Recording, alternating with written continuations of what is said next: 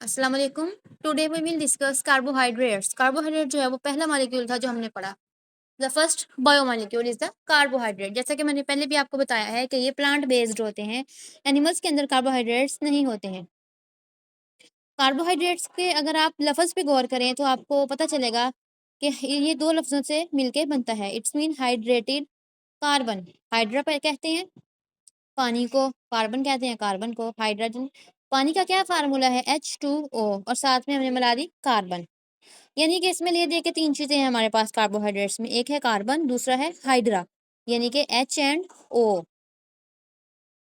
ठीक है? अगर हम इन रेशो की बात करते हैं इन तीनों मॉलिक्यूल्स की, तो H एंड O की रेशो वही होती है जो पानी में होती है। यानी कि पानी का फार्मूला है H2O, 2 हाइड्रोजन, 1 ऑक्सीजन। बिल्कुल इसी तरह से कार्बोहाइड्रेट में भी 2 हाइड्रोजन होते हैं तो 1 ऑक्सीजन होती है। और साथ में क्या होती है? कार्बन होती है। कार्बन की तादाद अब कितनी होगी?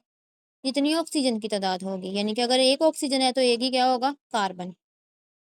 अगर हम ओवरऑल इसका जनरल फार्मूला देखें तो वो क्या बनता है? CHO, CnH2O और टेकन N। अब यहाँ पे N से मुराद क्या है? 1 भी हो सकता है, N2 भी, any number.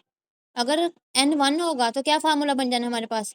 C1H4 sorry H2O1। अगर n की वैल्यू 2 होगी तो क्या फार्मूला बन जाएगा? C2H4O2।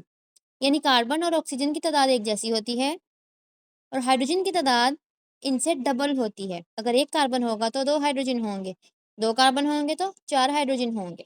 ये हमारे पास रेशो है। अच्छा, ये जो कार्बोहाइड्रेट्स है इसको हम सैकराइड्स भी बोल देते हैं क्योंकि ये क्या है? शुगर है। ये शुगर ही है ना, ग्लूकोज ही है ना ये सारे, ग्लूकोज माल्टोज वगैरह। तो अगर हम इसको ग्रुप्स में डिवाइड करते हैं कार्बोहाइड्रेट्स को तो हमारे पास 3 मेजर ग्रुप्स बनते हैं। Monosaccharides, disaccharides and polysaccharides. First of all we will discuss monosaccharides. Monosaccharides का मतलब होता है सिंपल शुगर, यानी कि सबसे जो सादा वाले कार्बोहाइड्रेट हैं वो मोनोसैकेराइड्स ही होते हैं। मोनो का मतलब होता है एक, सैकेराइड किसको बोला अभी हमने? शुगर के यूनिट को। तो जिसमें सिर्फ एक सिंगल शुगर होगी उसको हम मोनोसैकेराइड बोलेंगे। इनकी प्रॉपर्टीज़ की बात करें तो इसकी फर्स्ट प्रॉपर्टी ये है कि ये पानी में इजीली सोलबल हो जाते हैं।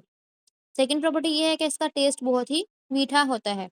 पानी में डालने से ये अच्छी तरह हल हो जाते हैं और इनका टेस्ट मीठा होता है। अगर हम इनमें कार्बन की तादाद की बात करते हैं, वो हमने देखा कि N की वैल्यू कोई भी हो सकती है। तो मोनोसैकेराइड में जो N की वैल्यू है, वो 3 टू 7 तक होती है मोस्टली। वेरी भी कर सकती है लेकिन मोस्टली इतनी ही होती है। फॉर एग्ज़ाम्पल 5 कार्बन वाला मोनोसैकेराइड भी हो सकता है, 6 कार्बन वाला मोनोसैकेराइड भी हो सकता है। 5 कार्बन वाले मोनोसैकेराइड को पेंटोज़ बोलेंगे, पेंटा मतलब 5। 6 कार्बन वाले मोनोसैकेराइड को हेक्सोज़ बोलेंगे, हेक्सा मतलब 6। अब हम एग्ज़ाम्पल देखते हैं। अच्छा, यहाँ पे आपने कन्फ्यूज़ नहीं होना कि ऊपर हमने कहा है कि ये 1 यूनिट पर मुश्तमिल होते हैं, नीचे हम कह रहे हैं कि इसमें 7 से 3 कार्बन एटम होते हैं। कार्बन एटम एक अलग चीज़ है और सिंपल सिंगल यूनिट होना एक अलग चीज़ है। सिंगल यूनिट का मतलब है एक मॉलिक्यूल, यानी कि होल सम अगर हम इसको देखें तो ये एक ही मॉलिक्यूल होता है। एक मॉलिक्यूल के अंदर फिर कार्बन की तादाद 3 से 7 तक हो सकती है। अभी हम एग्जांपल देखते हैं तो क्लैरिफाई हो जाएगा। राइबोज है फॉर एग्जांपल, राइबोज जो है इसमें 5 कार्बन होते हैं तो इसका मतलब है ये पेंटो शुगर है। डीऑक्सीराइबो जो है इसमें भी 5 कार्बन है, ये भी एक पेंटो शुगर है, तो ये दोनों क्या हुए? पेंटोजेज़। फिगर नंबर 6.1 में देखें, राइबोज क्या है? इसमें 5 कार्बन है, इसका हमने बनाना है एक रिंग बनाना है। 5 कोने वाला एक रिंग बनाएँगे, जैसे आप लोग वो घर बनाते होते थे बच्चे, ऐसे ही हम 5 कार्बन वाला 5 कोने वाला एक रिंग बनाएँगे। ऊपर वाले में सबसे ऊपर जो सेंटर में कोना है उसके ऊपर हम ऑक्सीजन लगाएँगे, बाकी कार्बन 1, कार्बन 2, कार्बन 3, कार्बन 4, 5वाँ कार्बन रिंग से बाहर जाएगा। फिर हमने क्या करना है, कार्बन नंबर 1 पे नीचे हाइड्रोजन, ऊपर OH लगा देना है। कार्बन नंबर 2 पे भी ऊपर H नीचे OH, कार्बन नंबर 3 पे ऊपर H नीचे OH, कार्बन नंबर 4 पे नीचे H और जो कार्बन रिंग से बाहर होती है उसके ऊपर हमेशा H2OH ग्रुप होता है। जो कार्बन रिंग से बाहर होती है उसके पास हमेशा H2OH ग्रुप ही आता है। देन हम अगर डीऑक्सीराइबोज को देखें तो दोनों का फार्मूला सेम लग रहा है हमें, लेकिन एक फ़र्क है बस। कार्बन नंबर 2 पे देखें, राइबो के कार्बन नंबर 2 पे ऊपर हाइड्रोजन है, नीचे OH है, लेकिन इसके ऊपर भी H है और नीचे भी H है। अब इसके नाम पे गौर करो, डीऑक्सी, डी का मतलब है निकाल देना, ऑक्सी मतलब ऑक्सीजन।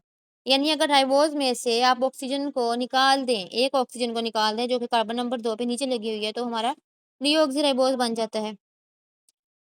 देन हम पढ़ते हैं हेक्सोसिस। 6 कार्बन वाले हमारे पास जो मॉलिक्यूल्स हैं वो ग्लूकोज है, ग्लूकोज और फ्रक्टोज है। ग्लूकोज के लिए हम बनाएंगे 6 कोने वाला रिंग, जैसे आप लोग मैथ में बनाते हैं, हेक्सागोन बनाते हैं। तो इसमें हमने क्या करना है, अपर राइट कोने पे हमने ऑक्सीजन लगाना है, देन कार्बन को घुमा देना, कार्बन नंबर 1 2 3 4 5, और यहाँ पे हमारे पास 6 कार्बन है, तो छोटा कार्बन ऑब्वियसली रिंग से बाहर जाएगा। देन कार्बन नंबर 1 पे ऊपर H नीचे OH, then HOH OHH HOH, और कार्बन नंबर 5 मैंने आपको बताया है, कार्बन नंबर 5 पे क्या अटैच है, ऊपर कार्बन नंबर 6 अटैच है, और कार्बन नंबर 6 जो रिंग से बाहर है उसके पास हमेशा H2OH ग्रुप होगा। देन गैलेक्टोज का स्ट्रक्चर देखें तो आपको नजर आ रहा है ग्लूकोज और गैलेक्टोज तो सेम है, एक फ़र्क है इसमें, कार्बन नंबर 4 पे डिफरेंस देखें ज़रा। ग्लूकोज़ के कार्बन नंबर 4 पे हाइड्रोजन ऊपर है, OH नीचे है। गैलेक्टोज़ के कार्बन नंबर 4 पर OH ऊपर है और H नीचे है। सिर्फ़ ये फ़र्क है, बाकी दोनों सेम है। अब आप यहाँ पे ये देखें कि सिर्फ़ इतना सा चेंज आने के बाद पोज़ीशन का चेंज आया है सिर्फ़। दोनों मॉलिक्यूल्स कितने अलग हो गए। देन हमारे पास है फ्रुक्टोज़। फ्रुक्टोज़ भी 6 कार्बन वाली शुगर है, लेकिन इसका जो रिंग बनाएँगे वो 5 कोने वाला बनाएँगे। फिर ज़ाहिर बात है हमें 2 कार्बन रिंग से बाहर निकालने पड़ेंगे। कार्बन नंबर 1 को भी रिंग से बाहर निकालेंगे। देन कार्बन नंबर 2 रिंग के अंदर, कार्बन नंबर 3, 4, 5 और 6 वाला फिर रिंग से बाहर। वो कार्बन जो रिंग से बाहर है 1 वाला और 6 वाला, उसके पास हमने H2 और H लगा देना है। बाकी हमने तादाद पूरी कर देनी है इनकी। इनके जनरल फ़ार्मूलाज़ अगर हम देखें तो ऊपर लिखे हुए हैं। यानी कि राइबोज़ का जो केमिकल फ़ार्मूला है वो है C5H10O5। डीऑक्सीराइबोज़ का क्या है, C5H10O4। तो ये केमिकल फ़ार्मूलाज़ हैं, और ये जो नीचे हमने बनाए हैं ये स्ट्रक्चरल फ़ार्मूलाज़ हैं।